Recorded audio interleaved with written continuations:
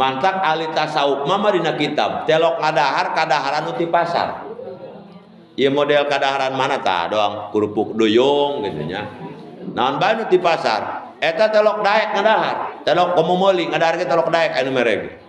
Kunaon sababna cenah ditanya alasan dina kitab? Sabab loba mata jalma miskin, loba mata jalma fakir, budak yatim anu neuleuh kana eta kadaharan, kabitaeun manehna hayang ngeun teu mampu meuli.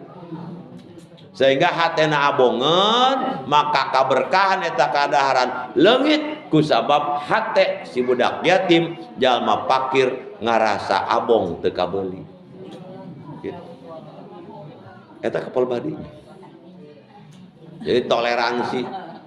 Cikang jeung Nabi teh madak ulah nganyerikeun hate tatangga dari aku sorak kerenceng kekecek dari ya.